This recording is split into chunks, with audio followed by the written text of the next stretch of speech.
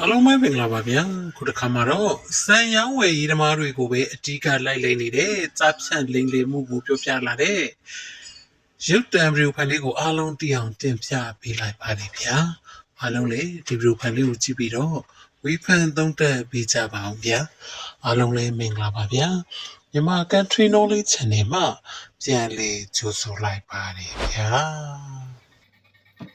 ကြားဖြန့်အကြောင်းပြောပြအောင်မယ်ဒီကြားဖြန့်အကြောင်းလေးကရောင်းဝယ်သမားအားလုံးနဲ့တက်ဆိုင်တယ်နော်ဒါအချိန်မီလေးအခုဒီ target ထားပြီးလိုက်လိမ့်နေဆန်သမားရေအကုန်လုံးလိုက်လိမ့်နေရဟိုဆန်သမားရေကိုကျွန်တော်ခုနလေးရပဲဟိုတိတိကျကျဖုန်းဆက်တာဘာလို့ဆိုဟိုအလိမ်မခန်းအောင်လို့လေရေးကြည့်ရဟိုအလိမ်ခန်းတာတဲ့တယောက်ကအလိမ်လဲခံအောင်မယ်ပြီးတော့တယောက်ကလည်းမျက်နှာပြတ်သွားအောင်အခုသူတို့လိမ်တဲ့ပုံကတော်တော်အဆင့်မြင့်တယ်နော်ဟို site ကိုတော်တော်တုံးသွားတာတုံးပြီးဒိန်းသွားတာအမှန်ကတော့အခုကျွန်တော်ကဘယ်လိုလိမ်လဲဆိုတော့ကျွန်တော်ကဆန်ရောင်းနေသူဆန်ရောင်းသူကျွန်တော်ရှိကိုဖုန်းဆက်တယ်ဘယ်လိုဖုန်းဆက်တုံးဆိုတော့ hello တဲ့ဟိုဆမ်မိုးလေးလွှဲပေးခြင်းလို့ပါတဲ့တိပိနံမဲ့ရဲ့ဘောင်ချာလေးရဲ့ပို့လိုက်ပါတဲ့အော်ဘယ်သူတော့ဘာညာပေါ့အော်တဲ့မနေ့ကရဲ့ဆန်ဝဲထားလေးမတီးဘူးလားတဲ့အော်လူတိုင်းမှာဟိုကိုမနေ့ကဆန်ဝဲထားတာရှိတယ်ဟိုဆန်သမားတိုင်းမှာမနေ့ကဝဲထားရှိဒီနေ့ဝဲထားရှိတယ်တချို့ကိုလူကြီးဟိုဝဲသွားတဲ့ဖောက်တဲ့ကဥမာဝဲပြောထားရတယ်ပတ်ဆက်တွေပဲငွေကြီးရမလွှဲရဘူးစိတ်ချရလူဆိုတော့လူပဲဟိုပတ်ဆက်ကြောင်မပြောလိုက်ဘူးမပြောလိုက်တော့ကြတော့စိတ်ထဲမှာထင်အောင်ထင်မှားနဲ့အာမနေ့ကတော့ဘယ်သူဝဲသွားတာအဲ့ဒီနာမည်ကိုအမှတ်တမဲ့ပြောလိုက်မိတာအဲ့လိုမျိုးမနေ့ကဆိုကျွန်တော်ရှိကိုမင်းမကနေဝဲထားတာရှိတယ်အဲ့တော့ကျွန်တော်သူ့နာမည်ကိုပြောတာဟောဟုတ်တယ်လို့သူဝဲထားတာလေလို့ရအဲ့လိုဆန်ဖို့ကပဲချင်းမှမဟုတ်တယ်အခုလွှဲနေချင်တာရဲ့အဲ့ဘောင်ချာနဲ့ဟိုနဲ့ကိပိနာမနဲ့မြန်မြန်လေးပို့လိုက်ပါပေါ့ဟောကွာလေအမှတ်တမဲ့ဆိုတော့လွှဲမယ်ဆိုတော့ဘသူပြည့်လေဟိုပတ်ဆက်လွှဲမယ်ဆိုတော့ဒါတော့ပို့ပေးရမှာလေဘောင်ချာနဲ့ကိပိကအဲ့ပို့ပေးမယ်တော့ဘယ်ဖုန်းနံပါတ်အဲ့ဒီဖုန်းနံပါတ်ဘိုင်ဘာသုံးနေတဲ့ဒီဖုန်းနံပါတ်ဘိုင်ဘာကိုပို့လိုက်တဲ့ဟုတ်ပြီလို့ကျွန်တော်လည်းဒီဖုန်းနံပါတ်ဘိုင်ဘာသုံးနေလို့ဘိုင်ဘာနေပို့လိုက်မယ်လို့ဩတဲ့ပြောမယ်မနေ့ကဆက်တဲ့ဖုန်းနဲ့အဲ့နံပါတ်ပြောသမှာတဲ့ခက်ဒီနဲ့အဲ့နံပါတ်ကလည်းအဟွာမပြုတ်လေ line မမိလို့တဲ့မနေ့ကအဟွာကိုကျွန်တော်ဆက်တဲ့ဖုန်းနံပါတ်က line မမိလို့တဲ့အဲ့နံပါတ်ပြောတာဩအဲ့နာကွာလေရောင်းပြီးပြောလိုက်ပြီတာဗောမနေ့ကဆက်တဲ့ဖုန်းနံပါတ်ကိုကိုယ့်ရဲ့ဟိုဖောက်တဲ့ဖုန်းနံပါတ်ကိုရောင်းပြီးပြောတာအမှန်သူကကိုဖောက်တဲ့ချင်းအောင်ဆောင်းသွားပြီးတော့သူဖုန်းနံပါတ်သူပြန်တောင်းသွားတာအမှန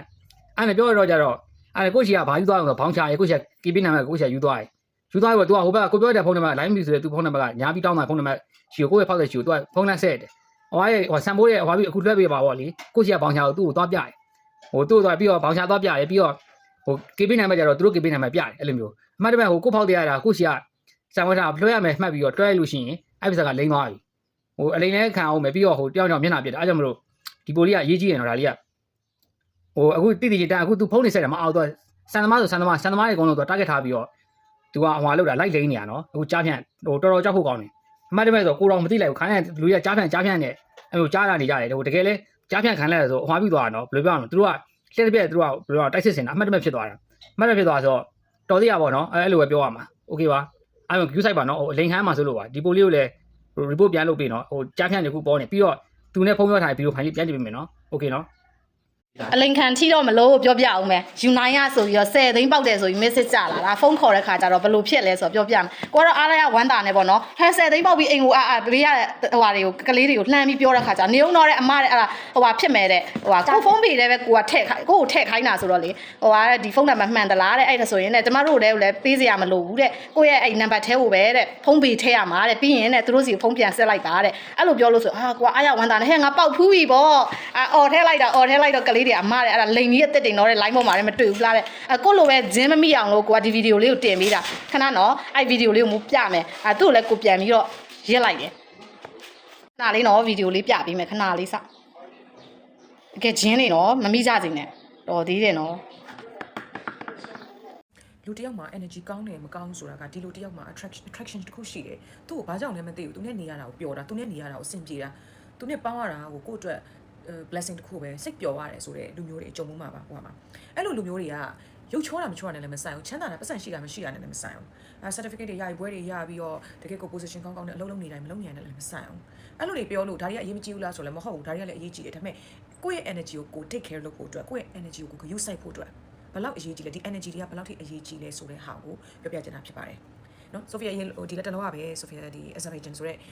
ဒီမျိုးလေးကိုဘာခုမျိုးလို့ဆိုတွားခဲ့တဲ့အလုပ်ကလူတွေနဲ့ဆိုတော့အဲ့ဒီအချိန်မှာဆိုပြအလုပ်က department မျိုးစုံကလူတွေနဲ့ဆိုပြတွားတဲ့အချိန်မှာလူတွေအားလုံးနဲ့ဆက်ဆံရတယ်တွေ့ရတယ်နော်ဆရာဝန်တွေရော nurse မတွေရောအကုန်လုံးပေါ့နော်အဲ့ဒီအချိန်မှာလူတွေအားလုံးတယောက်ချင်းစီမှာကဒါဘယ်မှာဘယ်နေရာမှာဖြစ်ဖြစ်ကိုယ်ပေါင်းတဲ့အခါမှာသူတို့ energy လေးနဲ့သူတို့ရှိကြဆိုဖီယာမှာလည်းကိုယ့်ရဲ့ energy တစ်ခုရှိမယ်ကိုယ် aura ရှိမယ်တစ်ဖက်လူမှာလည်းဒီလူတိုင်းမှာလည်းသူ့ရဲ့ energy ကိုစီရှိကြတယ် individually ပေါ့နော်အဲ့ဒီအပေါ်မှာဆိုဖီယာအနေနဲ့ ဒီလူတယောက်စကားပြောကြည့်လိုက်တယ် introduction ဝင်ကြည့်လိုက်တယ်ပြောကြည့်လိုက်တယ်ဆိုကြည့်လိုက်တယ်စကားဆက်ပြောခြင်းနဲ့စိတ်ရှိလားမရှိဘူးလားကိုယ်သိဆုံးပဲသူတို့လည်းအဲ့တိုင်းပဲအော်သူနဲ့စကားပြောတာဘယ်လိုလဲသူပုံစံကြည့်ရဘယ်လိုနော် तू ကဘယ်လိုလဲမသိဘူးဒီဟာတွေအားလုံးဆိုတော့မြင်နေပြောနေကြ तू ကဒီလိုလားမသိဘူးပုံစံဘယ်လိုဆိုတာအဲ့ဒါအားလုံးကတော့ energy ပဲအဲ့တော့အဲ့ဒီ energy က energy never lies နော် energy ကလိမ့်လို့မရဘူးအဲ့တော့စဉ်းစားကြည့်ဆိုပြီးတော့အဖွဲထဲမှာဆိုရင်ထိပ်ပြောင်နေတဲ့တယောက်ပါတယ်ထိပ်ပြောင်နေတဲ့ဆရာဝန်တယောက်ပါတယ်အသက်ကလည်းကြီးပြီသူမိသားစုနဲ့သူလာတာတခြားလူလည်းသူတို့မိသားစုတွေနေပဲအဲ့ဒီအပေါ်မှာဆိုပြီးတော့တခြားလူတွေနဲ့စကားပြောကြည့်ရဲဆိုကြည့်ရဲအကုန်လုံးပုံမှန်ပဲအကုန်လုံးဟို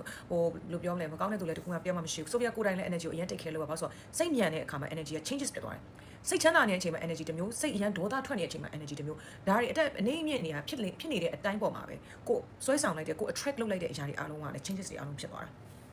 ဒါပေမဲ့တခုထူးကြတာအဲ့ဒီခရီးစဉ်မှာအဲ့ဒီပေါ့နော်ဒီ ACR ဝင်တယောက်ဆိုရင်သူ့ energy ကဘလောက်ကောင်းလဲဆိုရင်ဟိုဘယ်လိုပြောသူ့ရဲ့ရုပ်ရည်ကလည်းဒါတကယ်လုံးဝပုံမှန်တာမှန်ယောက်ျားကြီးတယောက်ပဲအသက်လည်းကြီးပြီနော်သူ့မိန်းမသူ့ကလေးနဲ့သူလာကြတယ်ဒါပေမဲ့သူ့ဘေးနားမှာဆိုသူနဲ့စကားပြောချင်ကြတယ်သူနဲ့အပြစ်ကိုသွားချင်ကြတယ်ဆိုပြီးတော့ဒီလိုဟိုပေါ့နော်3-4ဖွဲ့ခွဲပြီးသွားတာတော့မှသူသွားတဲ့နေရာကိုသွားချင်ကြတယ်ဒါမှန်တိုင်းပြောရမယ်ဆိုရင်သူလည်းပုံမှန်ဆရာဝန်တယောက်ပဲဒါပေမဲ့သူ့ energy ဘလောက်ကောင်းလဲဆိုတာက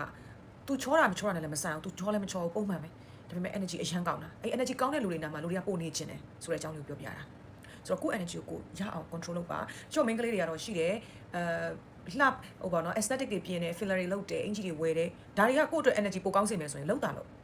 ဆိုပြီးဆိုရင်အင်ဂျီအသက်တွေဝယ်ရတာအရင်ကြိုက်တယ်နော် smart casual ဝယ်ရတာမျိုးတွေအရင်ကြိုက်တယ်အဲ့လိုဝယ်လိုက်ပြီးအဲ့လိုမျိုးအဲ့ဒီကိုဝတ်သွားလိုက်ပြီးဆိုရင် energy နဲ့ဖြစ်တယ်လို့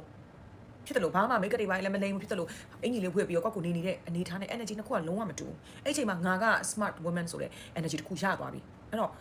ကိုယ့် energy ဘယ်လို take care လုပ်လဲ take care လုပ်ဖို့အတွက်လိုအပ်လာမယ့်အရာအားလုံးကိုယ်တိုင်အသိဆုံးဖြစ်တဲ့အတွက်အကောင်းဆုံးလုပ်ပါဘသူရဲ့ဟို judgment တွေဘသူကတော့ तू ကဘယ်လို तू ကဘာဆိုတဲ့အရာတွေခေါင်းထဲမှာလုံးဝမထည့်ပါနဲ့အကောင်းဆုံးသော energy ပိုင်ဆိုင်ကြပါစေ